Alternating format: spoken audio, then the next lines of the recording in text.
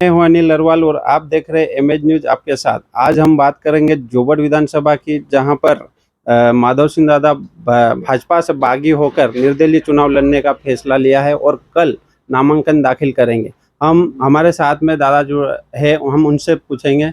सबसे पहले दादा, हमारे चैनल पर आने के लिए आपको एमएच न्यूज़ को बहुत बहुत धन्यवाद। और रहा सवाल, आपने जो प्रश्न पूछा है कि आपने प्रत्याशी के विरुद्ध बागी प्रत्याशी के रूप में खड़ा होने का निर्णय लिया है, ये बागी शब्द नहीं है। मैंने जो निर्णय लिया है वो कार्यकर्ताओं की भावना के अनुरूप लिया है।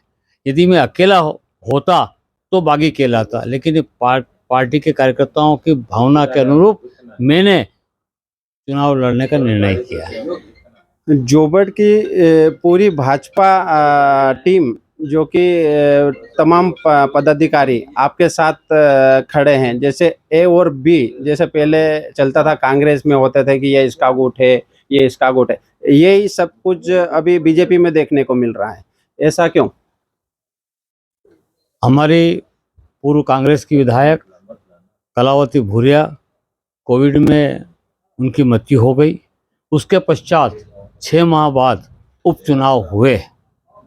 2018 में मैं प्रत्याशी रहा हूं, मात्र 1800 वोट से मैं हारा था, लेकिन मुझे टिकट न देते हुए कांग्रेस से आयातित करके सुलोचना रावत जी को यहाँ का उम्मीदवार बनाया। हमने और सभी कार्यकर्ताओं ने एकजुटता दिखाकर उनको 6000 मतों से विजयश्री हासिल करवाकर भोपाल विधानसभा भेजा। परंतु अभी करीब 9 महीने से उनका स्वास्थ्य खराब है, वो बेड पर है। अब उनका जो कामकाज है, उनका पुत्र श्री विशाल रावत, जो वर्तमान बीजेपी का प्रत्याशी है, वो देख रहे हैं। कल आपके भाजपा के प्रत्याशी विशाल जी रावत ने जोबट नगर में एक मतलब कार्यालय का उद्घाटन किया, मतलब ओपनिंग की।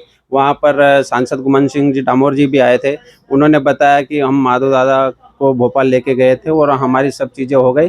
2 तारीख के बाद वो हमारे साथ में खड़े रहेंगे और हमारा साथ देंगे। उस पर क्या कहोगे? ये बात सत्य है कि मैं 2003 से भारतीय जनता पार्टी का निष्ठावान कार्यकर्ता के साथ निष्ठावान पदाधिकारी और 2 बार का विधायक भी मैं रहा हूं। परंतु कार्यकर्ताओं की भावना के अनुरूप 2023 में विधानसभा चुनाव में मैं निर्दलीय प्रत्याशी के रूप में खड़ा हो रहा हूं।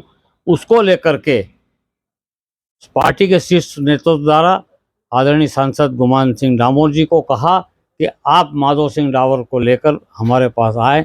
मैं ये बात सत्य है, मैं उनके साथ गया, क्योंकि मैं निष्ठावान कार्यकर्ता हूं। वो कार्यकर्ताओं की बात जो है, कार्यकर्ताओं को अपनी बात पार्टी के फोरम पर रखना चाहिए।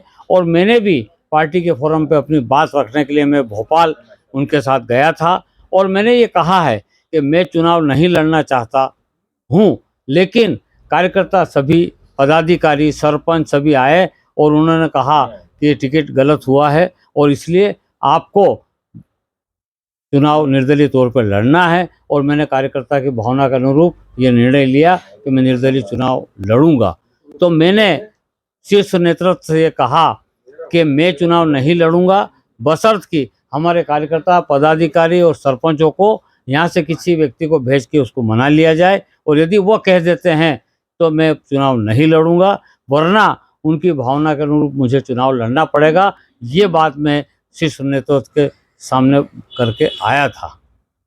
नगर में ऐसी भी चर्चा है कि माधव सिंह डावर निर्दलीय फॉर्म भरेंगे, लेकिन 2 तारीख को वापस खींच लेंगे। उस पर क्या कहो? अब समय निकल गया है और समय अंतिम दौर में आ गया है। अब भावना के अनुरूप, जनता की भावना के अनुरूप वापस निर्णय बदलना मेरे बस में नहीं है। और मैं निश्चित रूप से आज एमएच न्यूज़ को बताना चाहता हूं कि मैं निर्दलीय प्रत्याशी के रूप में कल 30 तारीख को 12 से 2 बजे के बीच एक रैली निकाल करके और निर्दलीय फॉर्म भरूंगा।